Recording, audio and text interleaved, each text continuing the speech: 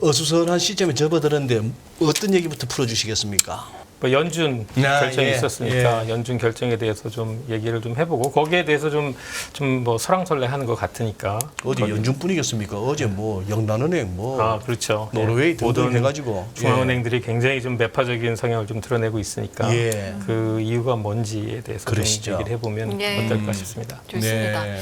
아니 그러면 일단은 파월 의장의 최근 발언부터 생각을 좀 해보면 올해 금리를 2차례 정도 올리는 게 적절하다. 이 이야기를 한 뒤로 저도 뉴스에서 굉장히 많이 전했고요. 이런 일련의 상황들을 바라보는 전무님의 의견은 좀 어떠세요?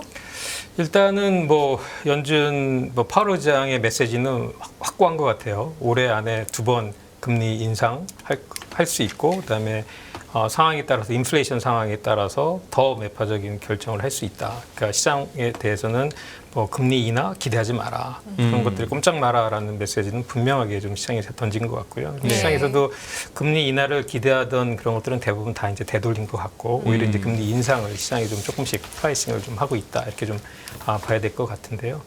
왜 그런가 이렇게 생각을 해보면 금리 인상을 한 번 한다라고 생각을 해보면 시장에서는 막상 인상을 하게 되면 그때부터 시장이 달릴 거거든요. 뭐 인상을 시장에 메시지 줄 때 한 번 아니라 2번 정도 한다라는 메시지를 줘야지. 지금 메시지는 한 번 하고 그것이 끝이다라고 하는 순간 시장은 굉장히 달릴 수밖에 없는 상황이니까 너희들 달리지 마라는 메시지를 전달하기 위해서는 한 번이 아니라 한 번 시작하면 2번을 할 수 있다라는 메시지를 시장이 좀 전달해야 됐던 것 같고요.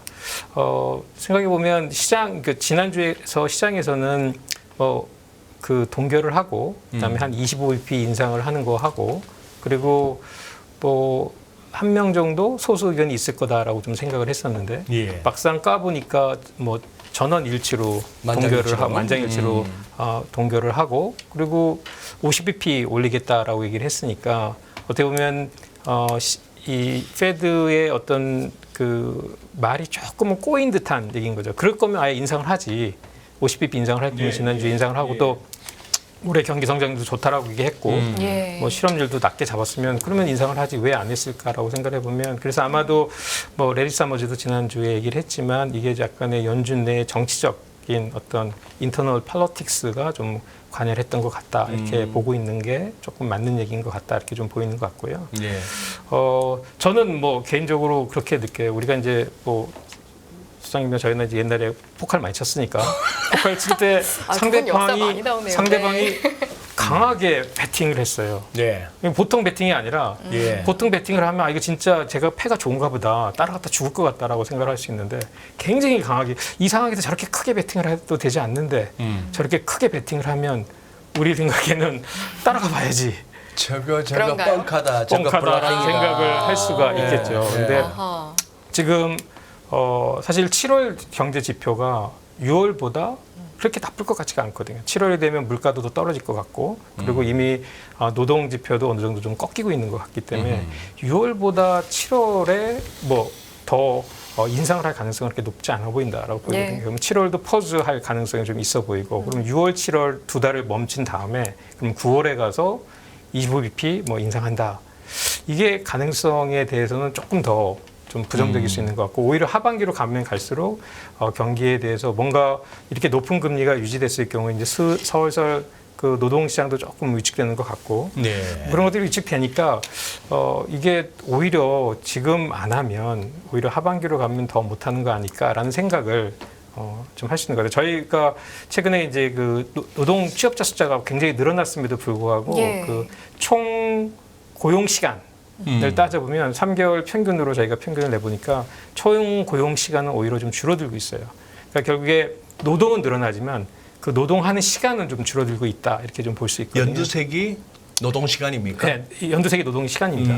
노동 시간은 3개월 무빙 에버리지로 이렇게 비교를 해보면 무빙 시간은 그러니까 워킹 아워는 줄어들고 있기 때문에 결국에 노동 시장이 우리가 보는 것처럼 고용은 많이 늘어나지만 진짜로 일하는 시간은 뭐 줄어들고 있어서 결국에 이제 이런 것들이 임금에 영향을 미치게 되니까 저희가 보게 되면 고용이 굉장히 강하게 지난달에 늘어났음에도 불구하고 임금의 경우는 0.3% 먼스만스로밖에 늘어나지 않았거든요. 예. 그런 것들이 어느 정도 노동시장에 어느 정도의 영향을 좀 미치고 있다 이렇게 좀 보고 있기 때문에 뭐 그런 것들을 좀 감안을 한다면 7월에 좀 오히려 퍼즈할 가능성이 좀 상당히 있고 그러면은 9월에 50bp를 올리지 않으면 9월에 25bp 올리고 그게 끝이다라는 메시지가 전달이 될 수 있을까라고 생각을 해보면 저희는 그래서 이 정도에서 금리가 오히려 멈추지 않을까. 페드는 분명하게 클리어하게 그런 생각하지 마라라고 메시지를 전달했는데 저희 은행은 여기서 멈추고 올해 말 정도에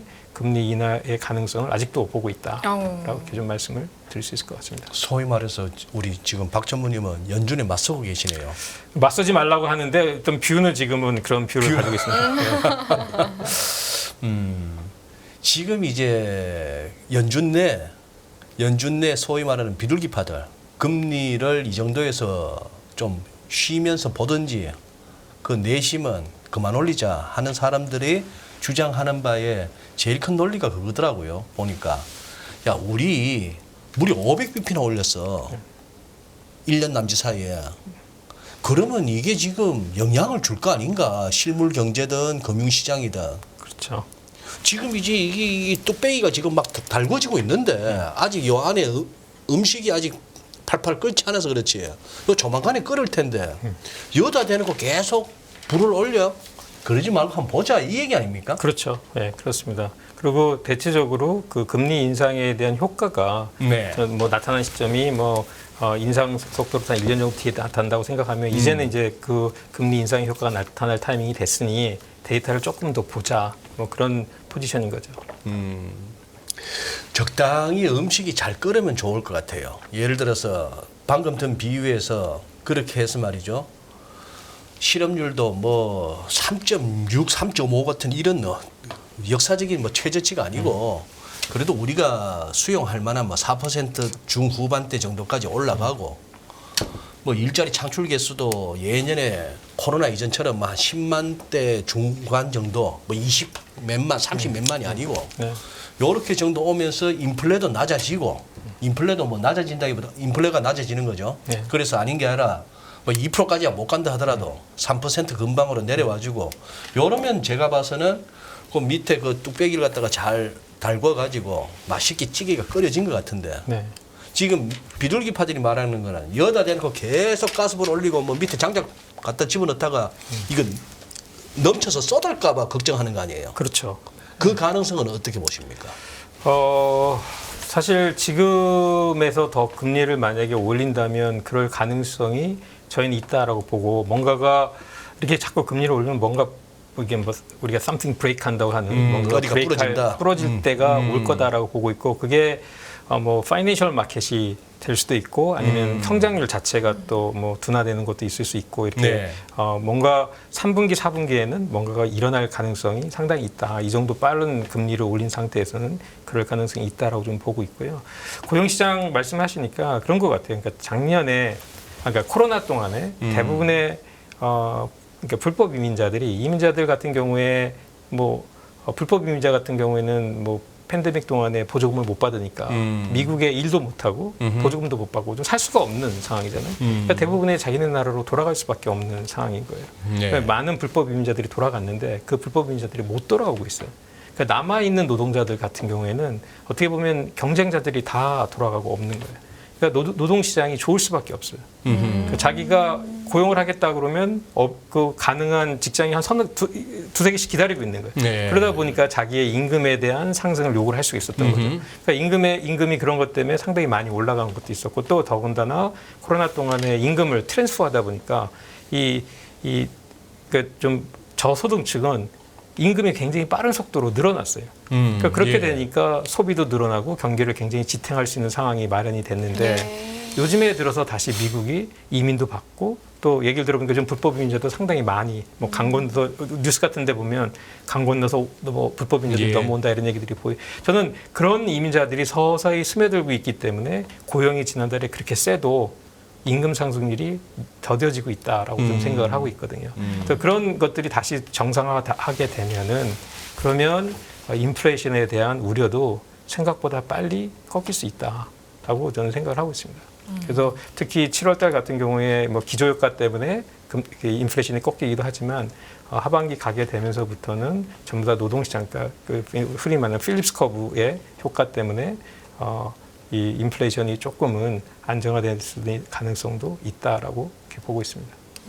이번에 점도표에다가 지난 3월보다도 중간값이 50bp 더 올라갔다는 거 아닙니까? 네. 그래서 2번 더 올릴 수 있다 각오해라 이런 얘기였는데 그래 놓고 내년에는 중간값이 거기서부터 100bp 빠지고 네. 후내년에는 거기서 또 한 125bp 또 떨어져요. 네, 맞습니다. 예. 왜 그렇게까지 저 중간값이 뚝뚝 떨어진다고 보세요? 연준이 아마 왜 그렇게 제시했을까요? 연준이 제시한 거는 뭐 파월 의장이 인터뷰 똑같은 네. 질문이 있어서 네. 뭐 얘기를 했지만 자기는 실질 금리가 중요한 것 같다. 실질금리. 실질 금리가 중요한 것 같다. 그래서 내년도에 이 시장 금리와 그다음에 그 기대 인플레이션이 인플레이션이 어느 정도 떨어지게 되면 실질 금리가 플러스로 갈 가능성이 많기 때문에 결국에 4.6으로 간다 하더라도 그게 사실상 실질 금리는 플러스일 거의 확률이 많다. 그러면 그렇게 되면 그것이 전반적으로 유동성을 제약하는 환경이 발생할 수 있기 때문에 그렇기 때문에 그 인플레이션이 내년도 전망치로 보면 2%가 넘어가 있거든요. 그래도 우리는 금리 인하를 할 수 있는 상황이다라고 좀 설명을 하고 있는 것 같아요. 그래서 앞으로 연준의 정책을 볼 때 아마 그 실질 금리의 움직임을 조금 눈여겨봐야 될 필요가 있다 이렇게 말씀을 드릴 수 있을 것 같습니다. 그럼 우리 일반 개인들 입장에서 지금 실질 금리를 갖다가 시장에서는 그동안에 무슨 물가연동 국채를 갖고 대형물 비슷하게 썼는데 그걸로 체크를 할까요? 아니면 그냥 예를 들면 미국채 무슨 뭐 10년물 수익률이나 아니면 연방기금금리에다가 인플레이션율이라고 CPI라고 발표되는 거 그걸 그냥 단순하게 빼서 이렇게 실질금리를 체크할까요? 보통 저희는 계산할 때는 말씀하신 대로 뭐 브레이크 이븐을 빼서 네. 그렇게 해서 저희가 실질 금리를 계산을 하는데요. 사실상 시장에서 체감하기에는 네. 그냥 그 명목 금리에서 인플레이션을 뺀 것이 오히려 체감의 어떤 금리이지 않을까 이렇게 좀 싶습니다. 체감하기로 네, 네. 그 말씀하신 명목금리는 그냥 국채 수익률, 국채 수익률, 예. 국채 수익률 중에서도 뭐 10년 수익률 10년 정도 가지고. 알겠습니다. 아니, 저는 이제 앞서서 예상 금리 인하 시점 이야기하시면서 아까 연준과 상반되는 이야기를 하시니까 맞서는 거냐라고 말씀하시기도 그러니까. 하셨는데 이제 인하를 이제 올해 말쯤에 예측을 해주셨단 말이죠. 네. 명확하게 인하를 하기 위해서 연준의 필요 조건은 이거다. 하나로 좀 정리한다면 어떤 단어 말씀하실 수 있을까요? 하나로 정리한다면 일단 지금 아까 소장님도 말씀하시지만 지금 실업률이 한 3.5 정도 있는데 이 실업률이 4.5 정도까지는 올라가줘야 되겠죠. 그러니까 연말 정도 가면서 그 실업률이 상당히 좀 4% 중반대까지 올라가는 모습을 좀 보여서 올해 전반적인 실업률 자체가 뭐 4%를 넘어가는 모습을 좀 보여야 되고 내년도에도 뭐 4% 중반대를 유지하는 그런 그 고용 시장을 좀 보여줘야 될 필요가 있을 것 같고요. 그다음에 인플레이션은 자기네들이 생각하는 대로 그 떨어지는 그 모습을 좀 보여야 될 것 같고 그리고 그다음에 근원 물가도 자기네들이 생각하는 이 예정대로 좀 떨어지는 모습을 좀 보여야 될 것 같다라고 좀 보이는데요. 물가는 뭐 특별하게 유가가 크게 변화가 일어나지 않는다면은 좀 떨어질 가능성이 있는데 고용이 4.5%까지 올라갈까에 대해서는 사실상은 조금 저희도 콜을 하지만 조금은 좀 위험 요소가 좀 있는 것 같아요. 사실 미국이 보게 되면 지금 아까도 뭐 불법 이민자 얘기를 했지만 그거 외에도 사실 코로나를 겪으면서 베이비 부모들이 은퇴하면서 노동시장을 떠난 숫자도 상당히 좀 그 고용에 좀 많이 영향을 미치는 것 같거든요. 그래서 그런 것들이 고용 시장을 좀 더 좀 단단하게 하고 있다 이렇게 좀 볼 수 있는 것 같고요. 최근에 제가 뉴욕, 그러니까 미국의 동부를 좀 방문할 일이 있었는데 미국 동부를 방문해 보면 생각보다 미국 경기가 굉장히 단단하다라는 걸 좀 느낄 수 있는 것 같아요. 어디서 그런 부분을 일단 뭐 레스토랑 같은 데 가면 사람이 좀 많나요? 굉장히 사람이 굉장히 좀 많고 그리고 음식값이나 이런 것들을 보면 굉장히 비싸다. 인플레이션이 굉장히 심하게 왔다라는 것을 좀 느낄 수 있는 것 같고 사람들의 센티먼트가 일단은 좀 긍정적인 것 같고 센티먼트가 그다음에 관광객도 상당히 좀 많은 것 같고 그러니까 그런 것들이 미국 경기가 생각보다 우리가 생각하는 것보다는 굉장히 좀 단단하다라는 것을 좀 느낄 수 있었던 것 같습니다. 제가 재밌는 게 바로 그 다음 주에 바로 상해를 갔다 왔는데 예. 비교가 좀 되셨겠네요. 네, 상해를 가보니까 센티먼트가 참 많이 다르더라라는 걸 좀 느끼면서 왜 미국 경기가 그러니까 올해 우리가 생각했던 게 미국 경기는 나빠지고 중국 경기는 좋아진다였었잖아요. 그랬죠. 근데 막상 열어보니까 미국 경기는 생각보다 강하고 중국 경기는 생각보다 약하다라는 거였는데 한번 가보시면 그 체감을 좀 할 수 있는 것 같아요. 뭐 길거리나 식당이나 이런 데를 가보면 예. 뭐 뉴욕하고 상해 둘 다 국제 도시니까 뉴욕 가면 뭐 온 사방군데에서 영어, 불어, 독어가 막 들려요. 근데 상해를 가면 거진 중국어밖에 안 들려요. 아하. 그 옛날에 상해가 한 500만이 외국인들이었는데 외국인들이었는데 근데도 그 외국인들이 많이 빠져나간 것 같아요. 그런 것들이 전반적으로 소비나 이런 그 센티먼트에 좀 많은 영향을 미치는 거 아닌가라는 생각을 이거는 그냥 제 개인적으로 느낀 그런 거 있고 그런 것들이 지금 나오는 지표들을 조금은 서포트하는 거 아닌가라는 생각을 좀 해볼 수 있었습니다. 요새 거기서 뭐 미국의 레스토랑에서 한 30불짜리 우리도 뭐 한 3만 원 좀 더 되고 이런 거 한 끼 먹고 팁은 얼마 줍니까? 팁이 자기네들이 제시하는 게 25%, 30%, 35% 그래요. 미니멈 이게 중간을 선택하면 30%. 30%? 네. 그러니까 뭐 한 30%. 20에서 35% 사이. 20%. 근데 20% 주기에는 손이 좀 부끄러운 그런 모습을. 중국인들이 운영하는 레스토랑에서 20%에다가 체크하고 이렇게 끌고 나오면 쫓아온다던데. 더 주고 가라고. 그러니까 전반적으로 그런 임금들이 좀 많이 높아져 있다라는 거고. 그리고 사실 제가 미국에 출장을 가면 뭐 렌트카나 이런 차 같은 거 픽업해서 이렇게 많이 돌아다니는데 네. 그러면은 예전 같으면은 차를 픽업하는 데까지 하면 5분, 10분이면 됐었는데 요즘은 1시간 정도씩 기다려야 돼요. 그 서비스하는 인력이 부족해서 그런 기본적으로 차를 치우고 청소하고 이런 인력이 전반적으로 좀 많이 부족하다. 사람이 없는 사람이 거예요? 없다라는 것을 보여서 그런 것들이 아마 미국의 고용 시장이 생각보다 좀 타이트할 수 있겠다라는 생각이 들어서 저희가 이제 아까 말씀드렸듯이 4.5% 정도까지 올라가야 그래야 미국이 그 금리를 인하할 수 있겠다라고 생각하는데 예. 이 현재 노동 상황을 보면 쉽게 실업률이 4.5%까지 갈 것 같지는 않다. 그래서 저희 은행의 콜에 조금은 이제 저희가 우리가 이제 굉장히 좀 클로즈 콜이다. 우리가 하지만 굉장히 틀릴 가능성이 좀 상당히 있는 콜이다. 이렇게 좀 보고 있습니다.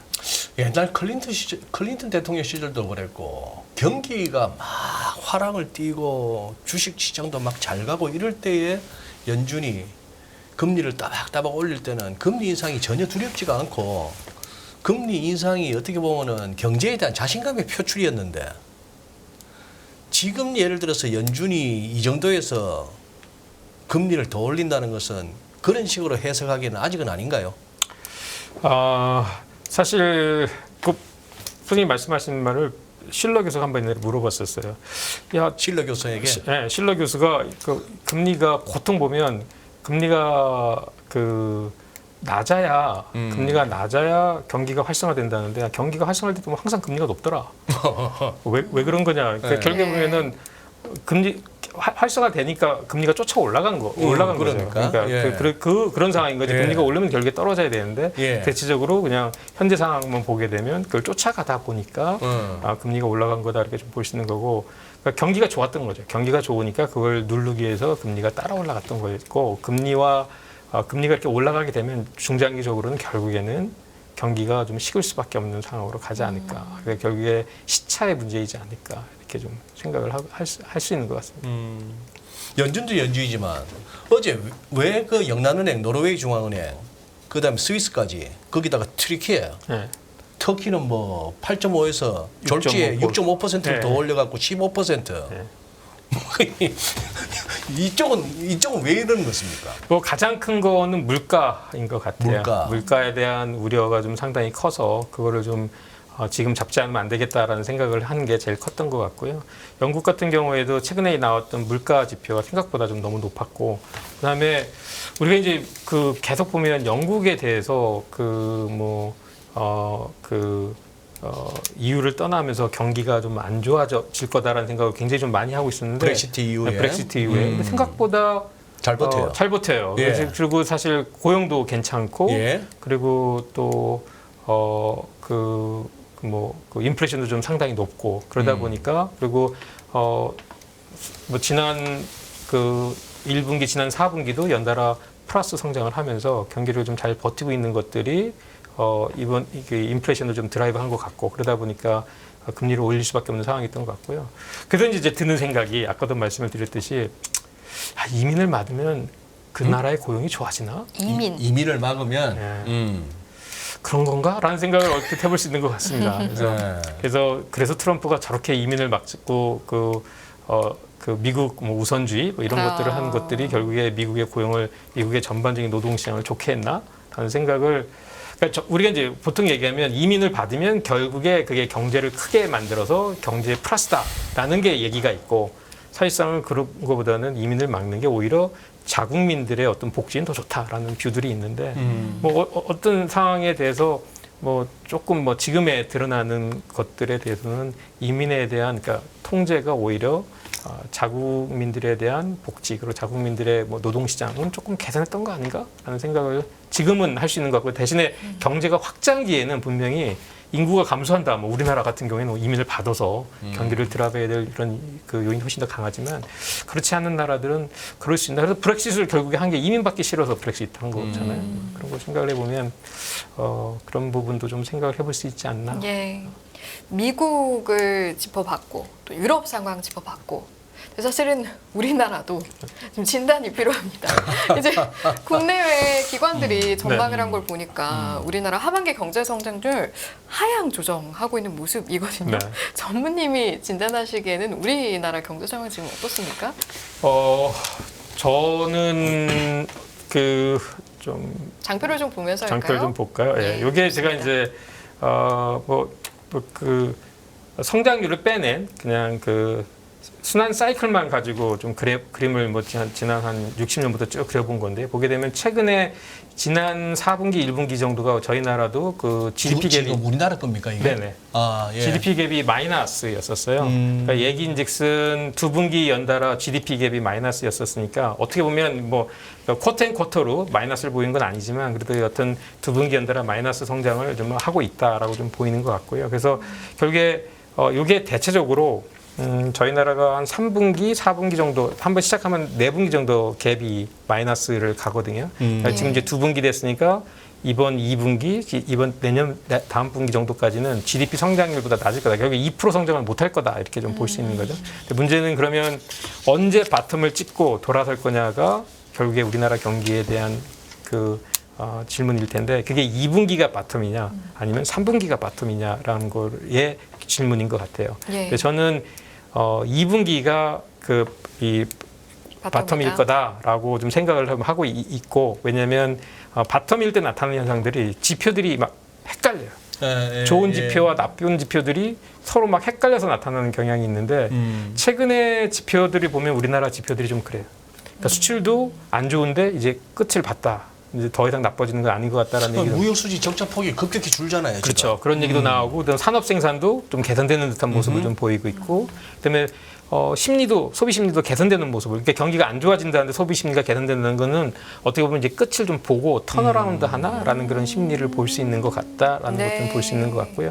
또 반면에 부정적인 측면에서는 수출은 여전히 그래도 여전히 마이너스고, 그다음에 우리가 보는 뭐 경기 선행 지표는 여전히 마이너스예요. 더 나빠지고 있어요. 그러니까 경기 선행 지표는 나빠지고 있는데.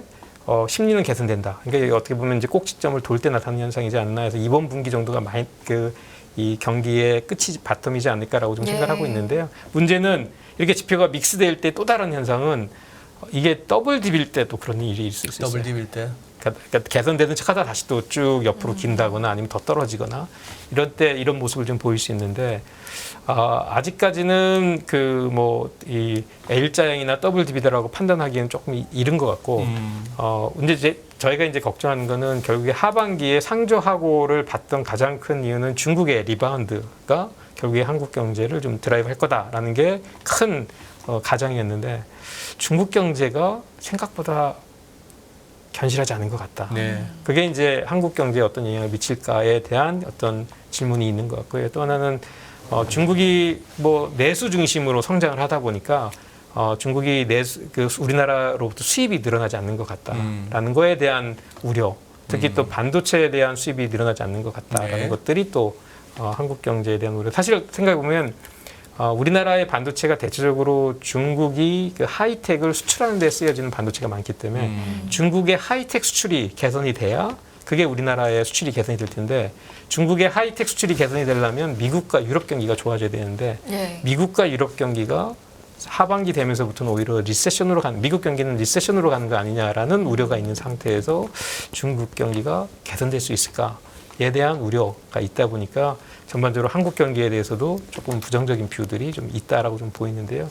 저는 뭐 개인적으로는 그 가능성보다는 중국 경기가 개선될 여지가 있다라고 좀 보고 있고, 그리고 중국이 뭐 택도 거짐 이제 사이클이 끝나가고 있다라고 봐서 그런 것들이 개선이 되면 한국으로의 수입이 좀 늘어나면서 오히려 하반기에 뭐 강한 그 뭐 지지는 아니다 하더라도 올해 생각하고 있는 뭐 한 1.3% 정도의 경제 성장률은 할 수 있을 거다라고 일단 보고 있습니다. 지금 현재 미국이 기준금리 연방기금리 상단으로 5.25 네. 그리고 연준이 예고한 바에 따르면 2번 더 올리면 5.75까지 갑니다. 근데 현재 우리 한국은행 기준금리가 3.5%예요. 네. 어제 영국이 빅스텝 해갖고 5% 됐고 노르웨이가 또 빅스텝 해가지고 3.75 우리보다 좀 높아요. 이 와중에 연준이 지금 우리 박 전문의께서는 안 믿지만 파월은 우리 2번 더 갈 거야 이러고 있는데 우리 한은 끝까지 금년에 금리 더 안 올리고 가능하다고 보세요? 저는 금리 인상 가능성은 한국은행 금리 가능성은 좀 높지 않다라고 인상 가능성 높지 않다. 라고 좀 보고 있는데요. 사실은 저는 이제 뭐 경기를 고려할 때 우리나라도 인하를 해야 되는 거 아닌가라는 생각을 했었는데 사실 아직까지 저희 은행의 공식적인 한국은행의 뷰는 11월에 인하인데 그래요? 그 뷰는 이제 상당히 좀 접어야 될 것 같다라는 생각을 좀 많이 하게 되는 것 같고요. 그럼에도 불구하고 한국은행이 금리를 인상하기에는 경기의 모멘텀이 좀 약한 것 같다라는 생각을 좀 하고 있고 대부분의 나라들이 이렇게 금리를 빨리 올려야 되는 이유는 물가 때문이거든요. 네. 근데 우리나라는 생각보다 물가가 안정적인 편이에요. 그러니까 지금 보면 좀 그 6월, 7월 되게 되면 물가가 3%대 밑으로 내려올 가능성도 좀 상당히 있고 하반기 11월, 12월 되면서 기저효과 때문에 뭐 3%대 위로 올라갈 가능성이 있지만 뭐 다른 나라들 물가 뭐 지금 뭐 7%, 8% 그렇기 때문에 영국 같은 경우에도 뭐 10%까지 갔던 물가가 떨어져서 뭐 그 7% 밑에 떨어지지 않는 상황이니까 그게 금리를 빨리 올려야 되는 상황이라면 그런 거에 비하면 우리나라는 그래도 이 물가가 좀 안정적이다. 그러니까 그런 의미에서 금리를 빨리 올려야 될 이유는 없다라는 것 같고요. 소장님 말씀하신 것처럼 뭐 미국과의 금리 차가 너무 벌어지게 되면 그랬을 때 무슨 위기가 왔을 때 쇼크가 왔을 때 갑자기 뭐 자본 유출이 되면서 한국 경제에 리스크가 될 수 있으니까 그 금리 차를 줄여놔야 되는 거 아니냐라는 생각을 좀 할 수 있는데요. 그러기에는 우리나라의 이제 그 흔히 말하는 넷 인베스트먼트 포지션 해외에 투자된 우리나라의 투자가 예전에는 저희가 그 넷 인베스트먼트 데피시트 국가였는데 지금은 저희가 서플러스 국가이기 때문에 그런 의미에서 뭐 그 금융 안정에 그렇게 크게 영향을 미치지 않을 거다라고 좀 생각을 하면 금리 차가 좀 벌어진다 해도 갑작스러운 그 자금 유출성은 가능성은 그렇게 높지 않다라고 좀 보이는 것 같고요. 그렇게 본다면 인플레이션을 고려해서 한국은행이 금리를 동결해 나갈 수 있는 환경은 마련이 되지 않을까 이렇게 좀 생각을 하고 있습니다. 알겠습니다. 그 부분은 요즘 이청용 하는 총재께서 매번 하시는 얘기 아니에요. 뭐 금리 격차 갖고 자꾸 자본 유출 된다고 생각하지 마라. 세상 바뀌었다. 그럼 그 말씀은 맞는 말씀이신 알겠습니다. 아니 우리나라도 그렇고 이제 각국의 경제 상황을 이야기하면서 사실은 중국 이야기가 굉장히 여러 번 나왔어요. 그래서 중국은 요즘에 계속해서 그 부양 관련된 이야기 계속해서 나오고 있잖아요. 부양책에 대해서 전문님께서는 어떤 의견 가지고 계세요? 사실 뭐 그 중국에 대해서는 뭐 제가 어떤 큰 뷰를 갖고 있다기보다는 우리 중국 이코노미스트하고 제가 어제 1시간 정도 통화를 하면서 물어봤어요. 야, 중국 지금 부양책이나 이런 것들은 어떻게 될 것 같냐라고 물어봤더니 일단은 우리 중국 이코노미스트 생각은 부양책이 안 나올 거다라고 좀 생각을 하는 거예요. 그 중국 분이세요? 네, 중국 사람인데 중국 사람이고 중국 중국에 사람이고 중국에 있으면서 중국 경제를 분석하는 우리 중국 이코노미스트인데 중국 이코노미스트 얘기로는 중국이 경기 부양을 안 할 것 같다. 안 할 것 같다. 안 할 것 같다. 1조 부양을 씨, 온통 막 뻥카가 난무하는구나. 안 할 것 같다라는 게 일단 기본이 왜 그러냐라고 보니까 아직까지 중국의 경제 성장률이 한 블룸버그 서베이나 이런 걸 보면 한 5.5% 정도라는 거예요. 전반적으로 그 올해 지금 뭐 중국 경기 안 좋다 얘기하지만 대부분의 이 아이비들이 보는 중국의 성장률이 한 5.5% 정도가 블룸버그의 평균이라는 거예요. 근데 그 5.5%가 중국 정부가 약속한 5%보다 훨씬 높은 숫자라는 거예요. 그러니까 중국 정부가 구태여 지금 이 경기 부양을 해야 될 인센티브가 별로 없다. 왜냐하면 5%는 뭐 전반적으로 작년에 기저효과 이런 걸 생각을 해보면 성장할 가능성이 어느 정도 있기 때문에 5% 정도의 숫자는 나온다. 5% 정도 숫자는 나오고 그다음에 이 정책을 잘못했다가 거기에 대한 부정적인 효과가 있을 수 있으니 그리고 대체적으로 이 부양 정책은 지난 한 2년 전에 있었던 부양 정책은 코로나라는 특수한 상황이 있었기 때문에 이렇게 했는데 지금은 코로나가 퍼진 것도 아닌데 그런 상황에서 부양을 할 이유가 없는 것 같다라는 생각을 하는 거고 또 하나는 이 친구 얘기로는 나오는 지표들을 보게 되면 최근에 이제 중국의 PMI가 안 좋다라는 얘기를 했는데 캡신 PMI는 오히려 좀 좋아지고 있어요. 그러니까 서베이 기간에 따라서 약간의 엇갈린 지표들이 좀 나오고 있다. 그러니까 반드시 중국 경제가 나쁘다라고 하는데 소위 말하는 그 중국 통계국에서 한 것보다 지금 전문의 말씀하신 게 우리가 흔히 말하는 카이신 카는 그게 더 좋다. 그건 뭐 지표가 생각보다 나쁘지 않다. 그러니까 그거를 좀 생각을 해보면 그러면 뭐 약간 엇갈린 지표니까 어떤 거를 좀 보긴 좀 뭐하다. 그러면 수입도 줄었다 했는데 실질 수입을 보니까 늘고 있다. 그러니까 이 수입 가격을 디스카운트하게 되면 그래서 경기에 대해서 어느 정도 개선되는 모습이 보이고 있다. 그러니까 그런 것들을 생각해보면 중국 경제에 대한 너무 약간 그 부정적인 뷰를 가질 필요는 없을 것 같다. 이게 지금 말씀하신 게 그래프에 나오는 이제 그 수치들을 말씀을 하시는 거죠? 그렇습니다. 그리고 또 이제 계속 얘기했던 친구가 고용 시장이 안 좋다고 얘기하는데 고용 시장이 안 좋은데 특히 이제 젊은 친구들의 고용 시장이 좀 안 좋다. 그리고 특히 대학 졸업생들의 고용 시장이 안 좋다라는 게 계속 뉴스에 나오고 있거든요. 하지만 전반적인 고용 시장은 나쁘지 않다. 근데 생각해보면 이게 이제 제가 중국에 가서 센티먼트 얘기를 좀 하면서 했던 게 이제 중국에 대해서 전반적인 IT 제재가 이렇게 쭉 되다 보니까 IT라는 게 결국에 뭐 중국도 뭐 우리나라만큼 교육률이 높고 또 뭐 대학을 가는 율이 높으니까 다들 좋은 직장에 가고 싶으니까 대학을 이렇게 가고 또 좋은 직장이라는 게 대부분 IT나 이런 쪽인데 거기에 대한 제재가 있다 보니까 대학을 졸업한 애들이 좋은 직장으로 갈 수 있는 문이 좀 좁아지고 있다는 걸 느끼는 것 같아요. 그러다 보니까 뭐 대학교 졸업한 애들의 실업률이 한 20%까지 올라가고 있는 거고요. 그게 이제 전반적인 중국의 센티먼트를 좀 누르고 있는데 반면에 이제 리오프닝 하다 보니까 오히려 이 서비스 잡은 상당히 열려 있다 보니까 전반적인 고용은 괜찮은 거죠.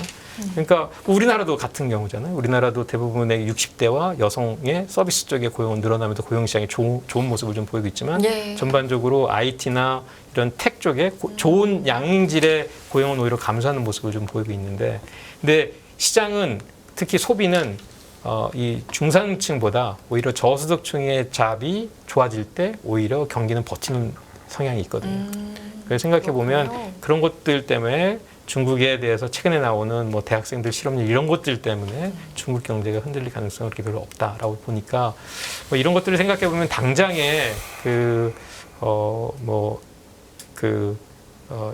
지난주에 나왔던 1조 위안 뭐 부양책 얘기가 나왔었는데 그 가능성은 좀 별로 없다라고 좀 보고 있는 것 같고요. 그리고 또 이창 총리가 지금 뭐 독일에 가 있기 때문에 실질적으로 그거를 좀 밀고 나갈 그런 그 정치적인 일정 이런 것도 좀 맞지 않는 것 같다. 그래서 자기가 볼 때는 그냥 지난주에 이제 월스트리트에서 그 인프라스트럭처에 대한 가격이 올라가는 것들을 좀 반영을 하면서 얘기가 나왔던 거지 그 가능성은 그렇게 높지 않다라고 본다라고 평가를 하고 있습니다. 알겠습니다. 지금 뭐 저는 의심하기를 만기 칠남 아닌가 싶은데 상무위원 7인 체제 뭐 그러고 있고 뭐 리크창에서 리창으로 뭐 커짜 빠진 총리가 새로 쓰고 했지만 리크창은 하다못해 한 번씩 뭡니까 이렇게 어떨 때는 쫄아갖고 숨도 못 쉬고 땀 뻘뻘 흘리기도 했지만 가끔씩 또 한번 대들기도 했는데 말이죠. 그렇죠. 거기는 일단 정치적인 약간의 뿌리가 경쟁자. 달랐으니까. 그렇죠. 좀 지금은 이제 완전히 지금은 무조건 주석께서 다 내려야 되는 거 아닙니까? 지금 상황은 조금 그런 상황이죠. 좀 그렇죠. 네, 그런 상황이죠. 근데 그래요. 뭐 1조 위안의 구체적인 내용도 잘 안 보이고 LPR을 늘린다고 해봐야 CPP, 뭐 꼴랑, 뭐 그러고 있고 뭐 그렇다 치고 또 하나 궁금한 게 남들 지금 다 금리 올리고 연준도 아직 한 두 방 더 맞을 수 있어 이러고 있는데 일본은 언제까지 이렇게 버틸 수 있다고 보세요? 저금 제로 금리. 일본은 지금 상황을 좀 즐기는 것 같은 그런 모습인 것 같아요. 즐긴다. 네, 지금 그러니까 저희가 이제 우리 이제 트레이더들하고 이제 글로벌 콜을 쭉 해보면서 일본에 네. 대해서 얘기를 했는데 사실 저희들도 이제 지난 지난 6월이었나 BOJ 미팅이 있었을 때 사실 저희도 어디로 갈지 모르겠다. 왜냐면 사실 이제 BOJ가 항상 이 통화 정책을 바꿀 때 갑자기 바꾸는 경향이 있어요. 그러니까 시그널이 없이, 그러니까 언제 예고 없이 그냥 바로 바꾸는 경향이 있어서 언제 바꿀까에 대해서 다들 생각을 해보면서 그래도 전반적으로 그 YCC를 유지하기에는 너무 중앙은행의 그 채권사에 드는 부담도 크고 중국의 일본의 채권 시장도 망가지고 뭐 이렇게 생각하니까 한 번 정도 바꿔줄 것 같다라고 생각을 하고 있었는데 지난 BOJ 미팅을 하면서 우에다 총리가 확실한 메시지를 줬죠. 나는 당장은 뭐 YCC 손들 생각이 없어. 그리고 이 완화적인 통화 정책을 계속 가져갈 거야라는 메시지를 줬기 때문에 시장에서는 조금 기대를 하다가 완전히 꺾인 상태이고 저희가 볼 때 일본이 만약에 이 정책을 바꿔야 되는데 뭔가 부러져야, 그러니까 흔히 말해서 뭐 엔화가 너무 갑자기 약세로 간다든지 넘어간다든지 그걸로 인해서 자기들이 보고 있는 인플레이가 지금 생각했던 것보다 더 빨리 갔다는 그런 위협을 느낀다거나 이래야 움직일 것 같은데 지난번에 그 BOJ가 계속 노동시장의 3% 이상의 임금이 올라가야 2%의 물가가 유지가 될 수 있다 해서 계속 뭐 얘기해서 임금 뭐 춘투하면서 3% 이상을 높였다 했는데 막상 보니까 4월 달에 4월에서 5월 넘어갈 때 임금 상승률이 오히려 줄어드는, 전달 대비 오히려 줄어들었어요. 그러니까 보니까 이게 아직까지도 임금 상승이 돼서 그게 인플레로 이어진다라는 거를 보장하기는 좀 어렵겠구나라는 생각을 BOJ가 하다 보니까 그러니까 BOJ 입장에서는 지금 서둘러서 그렇게 YCC를 손댈 생각이 별로 없는 것 같고 요대로 가게 되면 일단은 일본 사람들이 가지고 있는 디플레이션에 대한 어떤 기대 심리를 좀 바꿀 수 있는 계기다라고 좀 생각을 할 수 있으니까 지금 당장엔 바꿀 생각이 별로 없어 보인다라고 보이는 것 같습니다. 지금 사실 어떻게 보면 말이죠. 이 달러엔 환율이 우리 작년에 151엔 때까지 갔었거든요.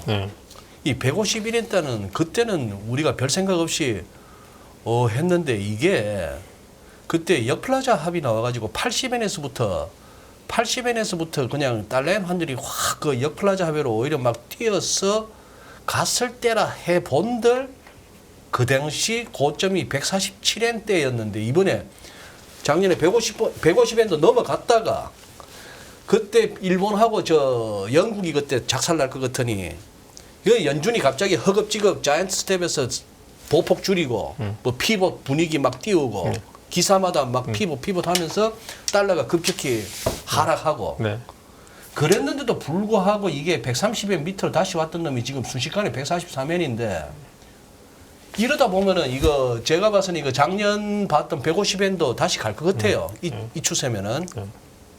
근데 이제 작년하고는 좀 BOJ가 생각이 좀 다른 게 작년 같은 경우에는 미국 금리가 얼마나 갈지를 모르는 상황에서 불안했다라면 지금은 이제 미국의 금리가 끝을 보인다라는 측면에서 자기네들이 엔화가 간다 하더라도 얼마나 더 갈 수 있을까 들어갈 수 있을까 이런 것들을 생각을 하니까 작년에는 뭐 BOJ도 사실 엔화가 막 140, 150 넘어갈 때 걱정을 했거든요. 이게 얼마나 이게 되면서 이게 엔화 약세에 대한 우려도 있었고, 그리고 당시만 해도 유가에 대해서도 좀 우려가 있었고 그런 것들. 근데 지금은 요즘 보면 유가도 좀 안정되는 것 같고, 예. 미국 금리도 어느 정도 안정되는 것 같고, 뭐 이런 상황이라면은 뭐 당분간은 그 물가가 올라간다 하더라도 좀 즐겨도 되는 거 아니냐. 그리고 엔화가 약세로 되니까 오히려 뭐 관광 좋아지고, 수출 경쟁 좋아지고, 기업들 이익 좋아지고, 뭐 또 특히 일본 주식시장 좋아지고 하니까 구태여 서둘러서 엔화를 턴어라운드 시킬 필요가 있을까 이런 생각을 좀 하는 것 같습니다. 엔화를 턴어라운드 시킬 수 있을까? 지금 제가 계산기 한번 두드려 볼게요. 다시 150엔을 갔을 때, 150엔을 갔을 때, 예를 들어서 지금 엔원이 910원인데, 그거는 뭐 지금 9.1을 갖다 한번 곱해볼게요.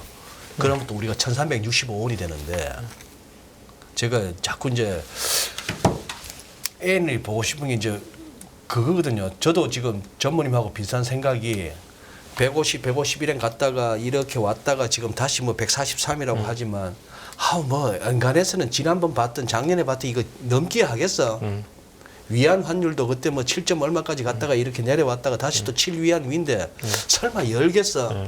마찬가지로 우리도 1330원 40원 거기서 이렇게 막혔다가 내려왔는데 지금 1304원이고 NDFC에서 지금 보니까 여기서 내일은 월요일 날 1310원 이상인데 현 시세라면은 설마 1340원 넘겠어 하는 설마가 있어요 지금. 네. 이 설마가 사람 잡으면 어떡하냐 이거죠. 혹시나. 사실 최근에 보면 오히려 저희 지난 5월 25일 달러 피크 이후에 이 주요 국가의 환율 변동 사항이거든요. 예. 보시면은 사실상은 뭐 말씀하신 좀 위안화, 예. 그다음에 엔화만 달러에 대해서 약세고 나머지 통화들은 거진 다 오히려 좀 강세를 좀 보이고 있거든요. 그러니까 5월 25일 이후로 어느 정도의 글로벌 달러의 강세는 이미 피크를 쳤다라고 좀 보고 있고, 최근에 이제 어제 오늘 달러의 강세를 보이는 거는 연준 의장의 굉장히 허키시한 코멘트, 뭐 이런 것들이 좀 시장에서 좀 프라이싱을 좀 하고 있는 거다 이렇게 좀 봐야 될 것 같은데, 하반기 들어서게 되면서부터는 뭐 저희는 글로벌하게 달러 약세가 좀 지속될 가능성이 있다라고 좀 보고 있고요. 특히 미국 경기가 만약에 좀 안 좋아지는 모습을 보이면 달러 약세가 조금 더 가중될 수 있다라고 보거든요. 그래서 소장님이 걱정하시는 것처럼 갑자기 오히려 사실 요즘 리스크 엄 분위기거든요. 그러니까 위험을 좀 선호하는 분위기거든요. 지금은. 네, 지금은. 그래서 그런 상황에서는 갑자기 뭐 달러에 대해 EM 통화가 갑자기 약해지는 그런 가능성은 좀 더 낮지 않을까라고 저희는 보고 있습니다. 그래서 또 다음 장표를 보시면 위험 선호하고 달러의 움직임을 좀 보는데, 왼쪽 그래프를 보시면은 최근 며칠 동안 미국 금리의 변동이 없으면서도 달러가 좀 약세로 갔고, 그다음에 위험 선호와 전체적인 BDX와 DX와의 관계를 보게 되면 위험 선호가 미치는 영향이 좀 상당히 크다라고 좀 볼 수 있거든요. 그렇게 보면 하반기 들어서게 되면 조금 달러의 약세가 좀 지속되지 않을까 이렇게 좀 보고 있습니다. 그래요. 저희가 이제 마무리는 이제 달러로 왔습니다만, 지금 어떻게 보면 전반적으로 여러 가지 나라의 상황을 좀 둘러봤어요. 네. 글로벌 경기라는 관점에서 봤을 때 앞으로 세계 경제를 바라볼 때 좀 큰 변수가 있다라고 하면 어떤 게 있을까요? 사실 뭐 저희가 요즘 뭐 가장 얘기하는 것도 사실 지정학적 리스크 좀 많이 좀 보고 있고요. 사실 중국과 우리나라 같은 경우에도 미국과 중국의 관계가 좀 개선이 되면 우리나라의 전반적인 뭐 수출 환경이나 뭐 무역 환경이나 중국과의 관계라든지 좀 개선될 수 있기 때문에 저 지정학적 리스크, 그리고 또 내년에 지정학적 리스크와 더불어 있는 뭐 대만 선거라든지 또 그다음에 뭐 러시아 선거라든지 이런 것들에 대해서, 또 미국 선거도 있으니까 그런 정치 일정들에 대해서도 좀 고민을 할 필요가 있다라고 좀 보이는 것 같고요. 그다음에 리스크 팩터로 보는 거는 사실상은 뭐 우리가 보는 커머셜 부동산, 상업용 부동산에 대한 리스크. 사실상은 그게 이제 작년 같은 경우에 이제 리퀴디티의 문제였어요. 유동성의 문제였었는데 그게 이제 크레딧 리스크로 발전을 하게 되면 그렇게 되면 우리가 이제 유동성 리스크는 쉽게 해결이 가능하지만 크레딧 리스크가 되면 그러면 이제 한번 말한 대로 한번 털어야 되는 상황이 발생하니까 그건 상당히 좀 큰 리스크가 될 수 있다라고 좀 보여서 그런 것들의 진행 상황, 그 상업용 부동산의 어떤 가격의 움직임 이런 것들을 좀 봐야 되지 않나. 지금까지의 진행 상황은 어떻게 보세요? 상업용 부동산? 일단은 글로벌하게는 그 뭐 사실 보면 미국 요즘 그 뉴스를 보시면 공실률이 예, 예. 장난 아니구만. 장난 아니어서 그런 예, 것 때문에 예. 오히려 우리나라는 괜찮은 것 같아요. 우리나라는 뭐 상업용 부동산이나 이런 것들이 생각보다 좀 안정되고 그다음에 또 금리가 좀 내려가면서 우리나라보다는 오히려 미국이나 뭐냐 유럽이나 이런 쪽에서의 상업용 부동산에 대한 리스크가 더 있을 가능성이 있다라고 좀 보는 것 같고요. 그다음에 시장의 유동성이 얘기했듯이 유동성 리스크에서 이제 크레딧 리스크로 넘어가는 상황에서 유동성을 이제 줄여나가는 상황이 발생했을 경우에 발생할 리스크 이런 것들을 좀 봐야 되지 않을까 이렇게 좀 보고 있습니다. 지금 예를 들어서 우리 전무님은 지금 이제 시중은행의 이코노미스트이십니다. 네. SJ은행. 이게 미국의 저기 인베스트먼트 그 투자은행하고는 아직까지는 우리는 차이가 있고 그러나 우리 국내 은행들이 시중은행들이 마냥 예대 마진만 갖고 수익을 창출하는 건 아닐 거 아니에요. 여기도 나름대로 투자 있지 않습니까?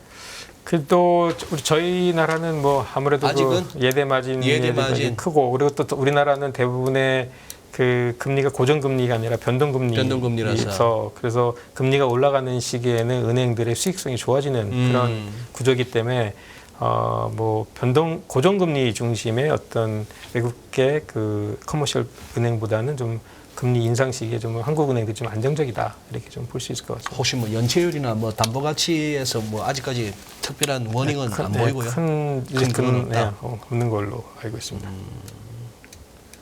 그러면 고객들한테 저기 예금 일부 빼서 주식 하시죠라고 하시나요? 질문이 좀 이상하다. 아니요, 근데 뭔가 궁금한 것 같아요. 네네네. 사실 뭐 저는 뭐 이코노미스트이기 때문에 그러니까. 주식 시장에 대한 뭐 그 지식이 별로 일천해서 그 부분에 대해서 말씀을 좀 드리기가 뭐하고 그냥 이게 은행에 있다 보니까 리스크 관리를 잘 하셔라. 일단 우리 뭐 전무님이 어디 잡혀가실 일은 없겠네. 이거 사세요, 저거 사세요. 네. 뭐 그런 건 그런 거 없으니까 그냥 그 은행에 있으니까 리스크 관리를 좀 잘 하시는 게 좋다. 네. 저 이거 개인적인 호기심으로 좀 여쭤보는데 네. 어쨌든 이코노미스트이시고 네. 또 전문님이시잖아요. 그러니까 주변에서 이제 경제 업계에 계신 분들도 많겠지만 아닌 분들은 경제 관련, 투자 관련 질문 사실 엄청 많이 하실 것 같거든요. 그런 질문 받으면 뭐라고 조언해 주세요? 그런 질문 사실 것 굉장히 같아서. 좀 많이 받죠. 네네. 그런 질문 많이 받는데 얘기하는 게 제가 그런 얘기 그 하워드 막스가 했었던 얘기가 있었어요. 세상에 못 믿을 게 이코노미스트다. 이코노믹 포캐스트 믿지 마라. 라는 게 그런 조언해 주세요. 네, 이코노믹 포캐스트라는 걸 믿지 마라라고 투자를 할 때 이코노믹 포캐스트를 전혀 보지 않는다라는 얘기를 하거든요. 그럼 뭘 믿을까요? 그러니까 근데 그분의 얘기는 이코노믹 포캐스트를 그러니까 왜냐면 포캐스트는 다 틀리기 때문에 그 포캐스트의 베이스를 두고 투자를 한다는 거는 대부분 잘못된 투자 결정이에요. 예측이 어려울 수밖에 없다. 그 대신에 지금 어느 상황에 있는지를 분명하게 분석하는 건 되게 중요하다. 그러니까 사이클에 어느 사이클에 와 있는지를 분석하는 게 되게 중요하고 그런 의미에서 경제 분석이라는 게 굉장히 중요하다라고 얘기하면서 하워드 막스가 했던 얘기가 저분 얘기 들으면 이코노미스트가 필요 없다니까 내 밥줄을 끊으려고 왜 저런 말씀하시나 싶은데 얘기를 들어보면 이코노미스트가 필요할 수 있겠다라는 좀 생각이 들고 가장 중요한 거는 리스크 관리를 잘 해라라는 게 큰 메시지인 것 같아요. 그래서 저희도 은행에 있다 보면 분산 투자하고 시기에 따라서 욕심 부리지 않고 그리고 자기 환경에 맞춰서 투자를 가져가는 게 가장 중요한 투자 방법이지 않나 이렇게 좀 얘기를 할 수 있을 것 같습니다. 좀 말이 그럴지 몰라도 나는 아니까 안 여쭤보지. 박 전문이 뭐 2차 전지가 더 갈까요? 여기서 먹을까 이런 거 안 하지. 우리 이코노미스트한테 물으면 안 되는겨. 그렇죠. 네. 이코노미스트는 선비야, 선비. 배고픈 그래요? 선비요. 배고픈 선비. 비 오면 저 막 천장에서 막 비떨어지고 하는 그 선비요. 그런 겁니까, 전문님? 네, 맞습니다. 저기 그런 거는 몰라봤어요. 댕기는 건 좀 장돌배같이 댕기더라도 보면은 가보면 뭐 고래등 같은 집이 있고 저기 막 뭐 창고에 막 쌀가마니 막 착착 쌓아놓는 그런 사람한테 물어봐야. 쌀가마니 엄청 쌀매실 수도 있죠. 네. 아닙니다. 아니 우리 저기 아유 뉴턴도 아작나고 아인슈타인도 아작나고 어빙 피셔도 아작나고 뭐 좌우지간 그게 그쪽 바닥하고 이쪽은 또 다른 게. 그렇군요. 정확하십니다. 정확하십니다. 혹시 저기 남은 시간에 이거 한번 여쭤볼게요. 요즘 이거는 이제 예를 들어서 통치 철학의 문제이기도 하고 어떤 가치 판단의 문제이기도 합니다만 지금 이제 소위 말해서 재정 정책이에요. 네. 통화 정책과 재정 정책이 양대 축이라고 하는데 통화 정책은 어쨌거나 그동안에 막 풀어제끼고 제로금리 양적 완화하던 걸 이제 돌려 세우기 시작한 게 이제 작년부터였습니다. 네. 그게 아주 생각보다 빨리 왔고. 네. 자, 재정도 그러면은 제로금리에 양적 완화할 때 또 재정도 빚내서 일단 막 풀고 보자였고. 누구는 돕고 누구는 안 돕고 막 따지기가 뭐 하니까 막 무제한으로 같이 줬고 재벌한테도 주고 진짜 1, 20만 원 아쉬운 사람한테 똑같이 가고 그래 했던 그거였는데 그때마다 이제 정가의 보도처럼 끄집어냈던 게 애초에 설정했던 예산각고 모듈이 추경하자였어요. 네. 이걸로 지금 현재 많이 여야가 부딪히고 있습니다. 이 부분은 우리 저기 전무님 생각은 어떠세요?